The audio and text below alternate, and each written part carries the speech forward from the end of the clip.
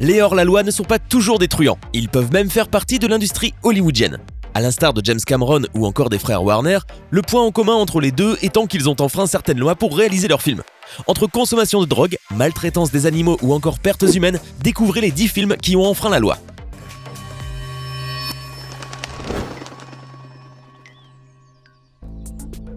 Easy Rider. Easy Rider est peut-être le film de road trip du siècle par excellence. Son authenticité réside dans les prises de ses diverses scènes 100% réelles.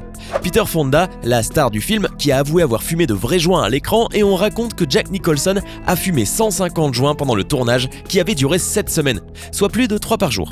Et les acteurs ne sont pas les seuls à en faire autant. Peter a aussi affirmé que la plupart des membres de l'équipe de tournage fumaient de l'herbe ou prenaient des drogues dures tout le temps. Inutile de rappeler que la consommation de ces drogues était hautement illégale, sachant que dans les années 60, la possession de marijuana à elle seule pouvait vous faire enfermer pour 6 ans. L'abus de ces substances illicites n'était pas le seul crime commis sur les lieux de ce tournage, puisque un jour, dans un excès d'ivresse, le réalisateur Dennis Hopper a tenté de poignarder l'acteur Rick Stearns. Ce dernier a rapidement quitté le projet et a poursuivi Hopper en justice, empochant 475 000 $ d'indemnité. Les Blues Brothers. Les frères Blues sont 2 délinquants qui décident de partir en mission pour le Seigneur et décident de reconstituer leur ancien talentueux groupe de musique dispersé avec le temps pour repartir en tournée musicale. Cependant, ce qui est véritablement incroyable dans tout cela, c'est l'histoire derrière les scènes. Tout d'abord, il y a l'acteur principal, John Belushi, qui a passé tout le tournage le nez plongé dans sa cocaïne. D'ailleurs, le réalisateur John Landis raconte un jour être monté dans la caravane de Belushi et y avoir trouvé une montagne de cette substance blanche. Encore plus choquant, l'acteur n'était pas le seul à en consommer. Il semblerait que toute l'équipe s'y a donné. Carrément. Selon Dan Aykroyd, le coût de toute cette drogue avait même été intégré au budget du film. Cela n'a pas été le cas, mais sachez que s'ils avaient été pris pour consommation de substances illicites, ils auraient pu faire face à une peine d'emprisonnement allant de 15 à 99 ans. La 4e dimension. On se souvient de La 4e dimension comme l'une des séries télévisées les plus influentes de l'histoire de la télévision.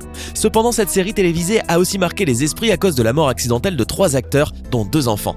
Cela s'est produit en 1983. John Landis dirigeait une scène dans laquelle Vic Morrow devait transporter 2 enfants pendant qu'un hélicoptère leur tirait dessus. Malheureusement, pendant le tournage de cette scène, l'hélicoptère qui volait tout au plus à une altitude de 8 mètres n'a pu éviter les explosions provoquées par les effets pyrotechniques utilisés pour la scène, alors qu'il survolait l'étendue d'eau où l'acteur avançait tenant les 2 enfants dans ses bras. Les explosions ayant endommagé le rotor et de manière générale rendu difficile le contrôle de l'appareil, celui-ci est venu s'écraser sur l'un des enfants, que Morrow avait lâché sous l'effet du souffle, puis les pales ont décapité l'acteur et le 2e enfant. Les équipes de tournage ont été acquittées de tous les chefs d'accusation, mais Landis a avoué avoir enfreint les lois sur le travail des enfants, en ne disant pas aux parents des jeunes acteurs qu'ils filmeraient à proximité d'explosifs et d'hélicoptères. Les familles ont donc intenté une action en justice devant le tribunal civil et ont été dédommagées par une somme d'argent non divulguée. La dernière maison sur la gauche. En 1972, la légende de l'horreur Wes Craven a fait ses débuts en tant que réalisateur avec son film La dernière maison sur la gauche. Le film s'est révélé être un vrai succès au box-office et a conquis la critique, effrayant les spectateurs à travers le monde et lançant la carrière de Craven. Cependant, la chose la plus effrayante sur le film est en réalité ce qui s'est passé dans les coulisses du tournage. En effet, au cours d'une scène, Mike Scheffler, qui tenait le rôle du méchant dans le film, n'était pas convaincu que l'actrice en face de lui avait l'air assez effrayée. Aussi, lors d'une scène se situant au-dessus d'une falaise, Scheffler, qui prononçait les mots du script, a attrapé l'actrice au cours de la chute en lui disant « Si tu ne te plonges pas dans la scène en ce moment, je vais te laisser tomber. Je vais te laisser tomber tout de suite, bordel !» L'actrice a réussi la scène lors de la seconde prise, mais le comportement agressif de Scheffler pourrait absolument être décrit comme un abus d'autorité ou des menaces de violence. Cependant, il n'a jamais été puni, sachant qu'aux États-Unis, ce comportement est pourtant passible d'une peine d'emprisonnement allant jusqu'à 10 ans. Terminator. C'est James Cameron qui est derrière l'histoire du cyborg à la renommée universelle. Mais avant que Terminator ne devienne une franchise aux milliards de dollars avec plusieurs suites, c'était un simple film de science-fiction bon marché qui avait coûté à l'époque 6 millions de dollars. Une somme dérisoire face aux 30 millions de dollars qu'exigeaient les blockbusters des années 80, ce qui a poussé l'équipe du film à tourner plusieurs scènes illégalement. Voyez-vous, James Cameron ne pouvait pas s'acquitter d'un permis de tournage dans les rues de Los Angeles. Son équipe a donc dû filmer des scènes en plein air sans permission. C'est la raison pour laquelle une grande partie du film se déroule la nuit. En effet, le soir, il y avait moins de risques d'être pris en flagrant délit par la police et d'écoper d'une amende de 5 000 $. Cependant, durant le tournage de la scène finale du film, pendant laquelle Sarah Connor s'enfuit au loin, un véritable policier les a effectivement repérés. Heureusement, l'un des membres de l'équipe avait emmené ce soir-là son fils, un adolescent. Cela leur a permis de faire croire qu'il filmait un film d'étudiant et le policier a laissé tomber l'infraction. L'Arche de Noé. Dans les années 1920, les gens étaient beaucoup moins préoccupés par la santé et la sécurité comme ils le sont aujourd'hui. Et aucun film n'illustre mieux cet état d'esprit que l'Arche de Noé. En 1928, son réalisateur Michael Curtiz voulait que l'épopée biblique soit aussi impressionnante et dramatique que possible, en particulier la scène des inondations. Au début, l'idée était d'inonder un modèle miniature du décor, mais Curtiz a estimé que le résultat serait décevant. Il a plutôt décidé de pomper 15 000 tonnes d'eau dans le décor réel avec de vrais acteurs affirmant qu'ils allaient devoir tenter leur chance. L'eau s'est ainsi déversée et des douzaines de figurants ont été gravement blessés. Un acteur a perdu ses jambes à cause de graves blessures et le pire de tout, c'est que 3 figurants sont morts noyés lors de l'incident. Vous vous demandez alors comment Curtiz a été puni pour la mise en danger de la vie humaine et de toutes ses pertes.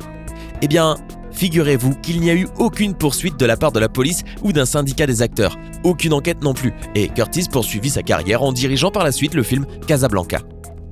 La Porte du Paradis. Sorti en 1980, le western La Porte du Paradis est célèbre pour l'une de ses scènes impliquant un cheval qui explose comme une bombe. Une scène qui n'était pas truquée puisque l'équipe de tournage a pour cela fait exploser un vrai cheval. Dans les coulisses, on a laissé le sang sur le cou des chevaux vivants afin que les acteurs puissent être couverts de sang de façon réaliste. Ces horribles faits ont été révélés lorsqu'un propriétaire de chevaux a déposé une plainte contre le film. Le propriétaire a affirmé que les chevaux avaient subi un grave traumatisme physique et comportemental. Ainsi, ayant peur de perdre en justice, le studio a conclu l'affaire à l'amiable en dehors de la cour de justice, ce qui fait que l'équipe de tournage n'a pas été poursuivie. Cependant, le film en a certainement subi les conséquences puisque les gains au box-office ont été maigres. Seulement 3,5 millions de dollars contre un budget de 44 millions de dollars. Bien fait pour eux. Hangover partie 2. La suite du film à succès Hangover aurait pu ne jamais voir le jour. Pourquoi ? Tout cela à cause d'un tatouage. Rappelez-vous que dans le deuxième opus du film, le personnage de Holmes, Stu, se fait tatouer sur le visage le même tatouage que Mike Tyson. Cependant, les frères Warner ne se sont jamais souciés de demander la permission d'utiliser le tatouage de Victor Whitmill, l'artiste qui l'a conçu spécialement pour Tyson. Whitmill a donc déposé une demande d'injonction interdisant la sortie du film en raison d'une contrefaçon et le juge a statué en sa faveur. Warner Bros. Avait le choix entre retirer le film ou ôter numériquement le tatouage de toutes les scènes d'Ed Holmes. Or, en prenant en considération le coût de 25 millions de dollars qu'a exigé la suppression de la moustache de Superman du film Justice League, le coût pour enlever le tatouage de Stu aurait été incroyablement élevé.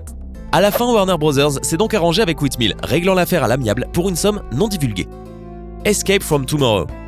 Disney a toujours été célèbre pour savoir protéger sa marque. En 1989, ils ont même menacé de poursuivre en justice 3 centres de soins de jour pour avoir peint Mickey Mouse sur leur mur. Le réalisateur Randy Moore a donc décidé de tourner un film entier à Disneyland sans prendre la permission de la compagnie.